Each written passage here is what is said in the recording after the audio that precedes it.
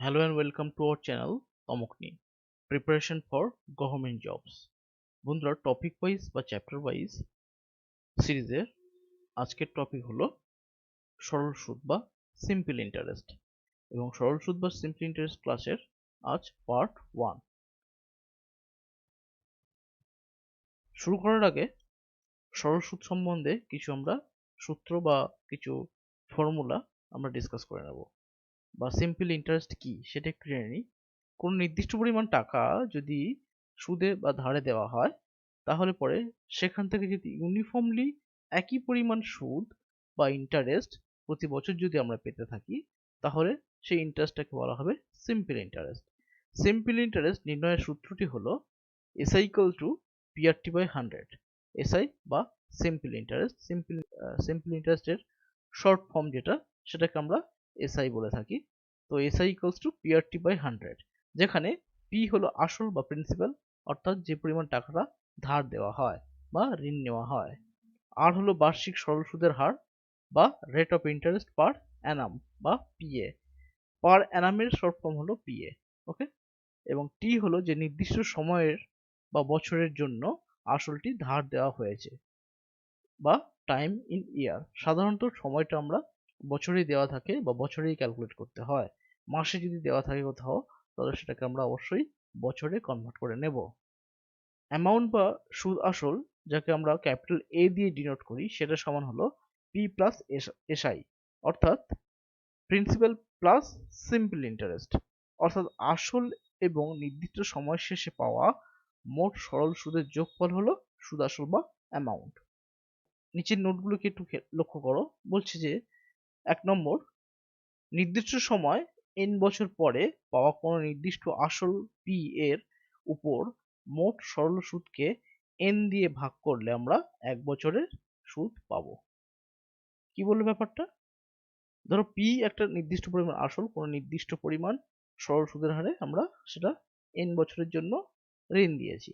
এর ফলে n বছর ধরে যে মোট সুদের পরিমাণটা হবে সেটাকে যদি আমরা n দিয়ে ভাগ করি তাহলে আমরা 1 বছরের সরল সুদ পাবো। 2, অ্যামাউন্ট বা সুদাসল থেকে আসলকে বাদ দিলে বা বিয়োগ করলে আমরা মোট সরল সুদ পাবো। 3 নম্বর, অ্যামাউন্ট বা সুদাসল থেকে মোট সুদকে আমরা বাদ দিলে বা বিয়োগ করলে আমরা আসলকে পাবো। তো একটা এক্সাম্পল করা যাক। বলছে find the simple interest and amount on ₹200 for 5 years at 6% per Anam. 200 টাকার উপর 5 বছরের 6% হারে সরল সুদের হারে সিম্পল ইন্টারেস্ট এবং অ্যামাউন্ট কত হবে বের করতে হবে। তাহলে আমরা একটু দেখে নিই এখানে কি কি গিভেন আছে। পি গিভেন, পি সমান কত? 200। আচ্ছা, টি সমান কত আছে? 5, এবং আর যেটা সেটা হলো 6%। ওকে বন্ধুরা, অঙ্কগুলো করার ক্ষেত্রে আমরা সব সময় এগুলো লিখবো না, কারণ আমাদের এক্সামের ক্ষেত্রে টাইম বাঁচানোটা খুব ইম্পর্টেন্ট। তাই প্র্যাকটিসের মাধ্যমে আমরা ডাইরেক্ট কিভাবে অ্যাপ্লাই করা যায় সেগুলোকে রপ্ত করব। তো চলো করা যাক। তাহলে এসআই বা সিম্পল ইন্টারেস্ট সমান আমরা জানি পিআরটি বাই 100, পিআরটি বাই 100 সমান বসাও পি কত 200 ইন্টু আর কত 6 ইন্টু টি কত 5 বাই 100। তো ক্যান্সেলেশন করে দেখো কত হয়। 200 দিয়ে 100 দিয়ে কাটলে কত হবে? 2। এবারে মাল্টিপ্লাই করো, 5 ছক 30 ইন্টু 2 মানে 60। তাহলে এসআই বা সিম্পল ইন্টারেস্টের পরিমাণ কত হলো 5 বছরে? 60 টাকা। তাহলে অ্যামাউন্টের পরিমাণ কত হবে? অ্যামাউন্ট ইকুয়ালস টু আমরা জানি পি প্লাস এসআই সমান পি কত 200, এসআই কত পেয়েছি 60 সমান 260 টাকা। একদম বেসিক যে formula SI equals to PRT by 100 সেগুলোর উপর নির্ভর করে আজকে আমরা বিভিন্ন এক্সামের প্রিভিয়াস ইয়ারে এসে যাওয়া কিছু প্রবলেমে আমরা সলভ করব। তো কোশ্চেন নাম্বার 1 বলছে a person borrows 5,000 rupees for 2 years at 4% per annum simple interest.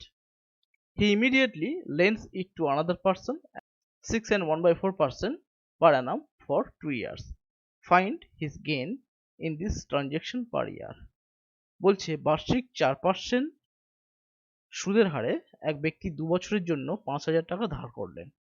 সেই টাকা তৎক্ষণাৎ তিনি অন্য এক ব্যক্তিকে বার্ষিক 6.14% সরল সুদের হারে ধার দিলেন। এক্ষেত্রে তার বার্ষিক কত টাকা লাভ হলো? তাহলে একটা জিনিস লক্ষ্য করো, এখানে প্রিন্সিপালের পরিমাণ একই আছে না, শুধু চেঞ্জ কি হয়েছে, আরটা চেঞ্জ হয়েছে। p is equal to 5,000,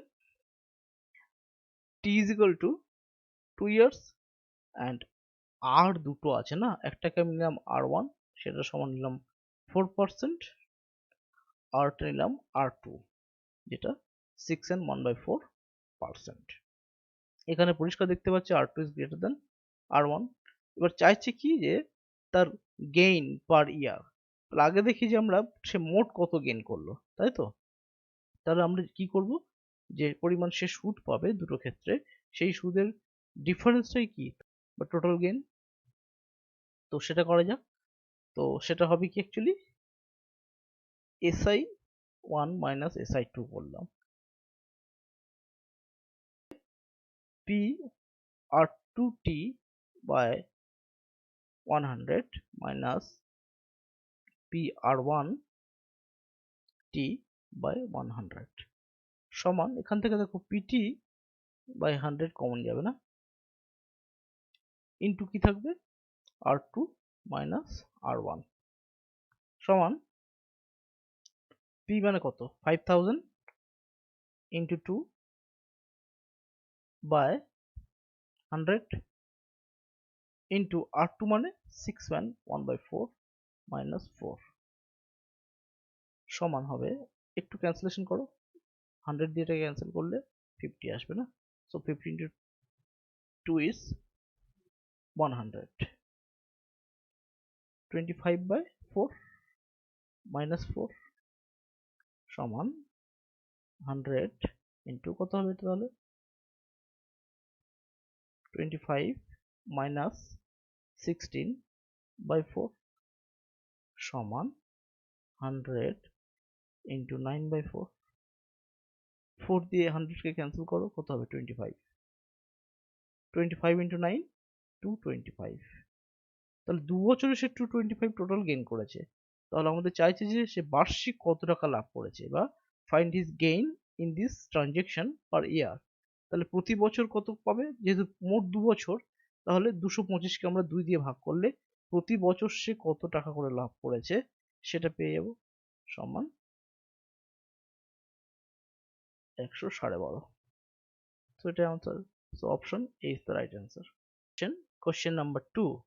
A sum of 12,500 amounts to 15,500 in 4 years at the rate of simple interest. What is the rate of simple interest per annum? বলছি নির্দিষ্ট বার্ষিক সরল সুদের হারে 12,500 টাকা 4 বছরের সুদ আসলে 15,500 টাকা হলো। বার্ষিক সরল সুদের হার কত ছিল? তাহলে পি কত ছিল আমাদের? পি ছিল 12,500 টাকা। এ কত ছিল? 15,500 টাকা। ঠিক আছে, এবারে টি কত দিয়েছে? 4 বছর। এবারে একটা জিনিস দেখো, এসআই কত পেয়েছিল সে? এসআই ইকুয়ালস টু কি হবে? অ্যামাউন্ট মাইনাস পি, তাই তো? অ্যামাউন্ট থেকে আমরা প্রিন্সিপালকে বাদ দিলে সিম্পল ইন্টারেস্ট পাবো। সমান কত হবে? 15,500 মাইনাস 12,500 সমান কত হবে? 3,000 টাকা। ওকে, এইবারে 4 বছরের জন্য নিয়েছিল, তাহলে এসআই ইকুয়ালস টু যদি 3,000 হয়, এখান থেকে আমরা পাবো এসআই ইকুয়াল টু 3,000। এবারে এসআই মানে কত? পিআরটি বাই 100, পিআরটি বাই 100 সমান 3,000 টাকা। এখান থেকে পাবো দেখো আর সমান 3,000 into 100 by P into T, sorry এটা 3,000 হবে। সো 3,000 ইন্টু 100 বাই পি কত ছিল? পি ছিল 12,500 টাকা, ইন্টু টি কত ছিল না 4 বছর। ক্যান্সেল করো, দেখো আমরা যদি 100 দিয়ে এটাকে ক্যান্সেল করি, দুটো শূন্য ক্যান্সেল হয়ে যাবে। আচ্ছা, 4 দিয়ে আমরা যদি এটাকে 25 দিয়ে এটাকে কাটো, কত হবে? 5। এটাকে কাটলে 30। 5 দিয়ে 30 ক্যান্সেল করলে আমরা 6 পাবো। সো কত পেলাম? R equals to 6। তাহলে রেট অফ ইন্টারেস্ট কত হবে? 6% per annum. So option D is the right answer. Question number 3. Rina took a loan of 1200 with simple interest for as many years as the rate of interest. As many years as the rate of interest. If she paid rupees 432 as interest at the end of the loan period, what was the rate of interest? বলছে রিনা 1200 টাকা ধার নিলেন ঠিক তত বছরের জন্য বার্ষিক সরল সুদের হার যত। ওই নির্দিষ্ট সময়সীমার শেষে 432 টাকার সুদ তিনি দিলেন। বার্ষিক সরল সুদের হার কত? তাহলে এক্ষেত্রে পি কত? 1200। এসআই তাকে দিতে হয়েছিল 432 টাকা। ওকে। আর বলছে যে যত বছরের জন্য তিনি সুদ নিয়েছেন বা সুদ দিয়েছেন ঠিক রেট অফ ইন্টারেস্টটা ততই। তাহলে এক্ষেত্রে আর ইকুয়ালস টু টি, এটাই। তাহলে আমরা সেই basic formula SI equals to P R T by 100 apply করব। এখানে এসআই কত? 432, পি কত? 1200, আর আর টি দুজনেই সমান এবং আর বের করতে বলেছে, তাহলে আমরা আর ই দুবার লিখবো, R into R by 100। This gives, এখানে দেখো আর ইন্টু আর মানে কি? আর স্কোয়ার। আর স্কোয়ার সমান কত হবে? 432 ইন্টু 100 বাই 1200। তাহলে 100 দিয়ে 1200 কে কাটলে আমরা 12 পাবো। 12 দিয়ে একে কাটলে 3 12 36, 6 12 72, তাহলে 36। So R square equals to 36। সেখান থেকে পাবো আর ইকুয়ালস টু 6। তাহলে রেট অফ ইন্টারেস্ট কত? 6% per annum. Option B is the right answer. Question number 4 বলছে a man took a loan from a bank of at the rate of 12% per annum simple interest. After 3 years he had to pay 5400 interest only for the period. The principal amount borrowed by him was। বার্ষিক 12% সরল সুদের হারে এক ব্যক্তি bank থেকে ঋণ নিলেন। 3 বছর পরে তাকে 5400 টাকা সুদ দিতে হলো। তিনি আসল হিসেবে কত টাকা ঋণ নিয়েছিলেন? তাহলে এখানে কি কি গিভেন আছে দেখো। R is given 12%, T is given 3 years এবং ইন্টারেস্ট অর্থাৎ এসআই টোটাল কত দিয়েছিলেন? 5400। আমাদের ফাইন্ড করতে কি বলেছে? যে তিনি কত টাকা ঋণ নিয়েছিলেন। তাহলে SI equals to PRT by 100, PRT by 100। এখান থেকে আমরা পি সমান কত পাবো? পি সমান পাবো এসআই ইন্টু 100 বাই আরটি। বসিয়ে দাও এক একটা করে value. So P equals to হবে এসআই কত? 5400 ইন্টু 100 বাই আর কত? 3, সরি আর কত? 12 ইন্টু 3। সো 3 ইন্টু 12 লিখতেই পারি, অসুবিধা নেই। এবার ক্যান্সেলেশনটা করো। দেখো 3 দিয়ে আমরা যদি এটাকে ক্যান্সেল করি 1800। ওকে। এবার দেখো 6 দিয়ে ক্যান্সেল করলে 2, 6 দিয়ে এটাকে ক্যান্সেল করলে 300, 2 দিয়ে যদি আমরা এটাকে ক্যান্সেল করি 150।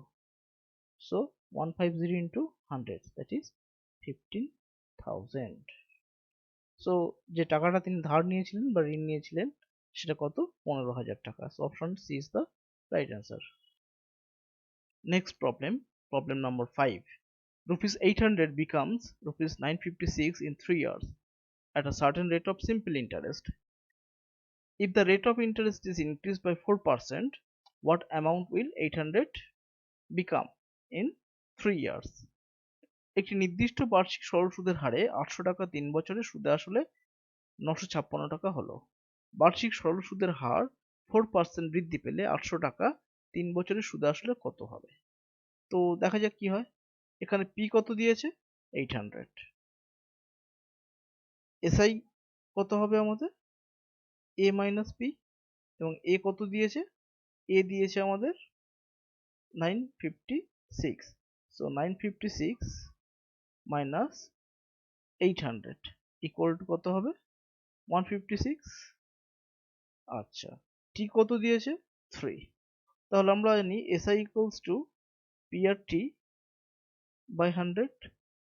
এখান থেকে পাবো R equal to SI into 100 by PT.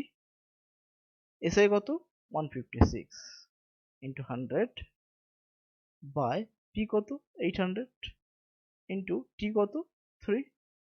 আচ্ছা, 100 দিয়ে যদি আমরা 800 কে ক্যান্সেল করি 8, 3 দিয়ে যদি আমরা 156 কে ক্যান্সেল করি তাহলে আমরা কত পাবো, 52। 4 দিয়ে ক্যান্সেল করলে আমরা পাবো 2, 4 দিয়ে ক্যান্সেল করলে পাবো 13। সো 13/2। তাহলে প্রথম ক্ষেত্রে রেট অফ ইন্টারেস্ট আমাদের 13/2%। ওকে, নেক্সট বলছে যদি বার্ষিক সরল সুদের হার 4% বৃদ্ধি পায় তাহলে নতুন রেট অফ ইন্টারেস্ট কত হবে আমাদের। নতুন rate of interest R equals to হবে, ছিল কত, 13/2 প্লাস 4% বাড়বে, সমান কত হবে, 21/2%। তাহলে বলছে 800 টাকাটা 3 বছরের সুদ আসলে কত হবে, তাই তো। তাহলে amount equal to P plus SI. P কত, 800 প্লাস এসআই, তাহলে 800 ইন্টু আর কত, 21/2, টি কত, 3/100। ক্যান্সেল করো, 8, 2 দিয়ে ক্যান্সেল করলো 4। সো কত হবে, 800 plus 4 into 3 into 21, it will be 252. So 1052. So option C is the right answer. So friends, ভিডিওটি পছন্দ হলে অবশ্যই লাইক করো, বন্ধুদের মধ্যে শেয়ার করো এবং চ্যানেলটাকে অবশ্যই সাবস্ক্রাইব করে রেখো এবং বেল আইকনটাকে টাচ অথবা ক্লিক করে রেখো এই ধরনের ভিডিওর নোটিফিকেশন আরো পাওয়ার জন্য। Thank you.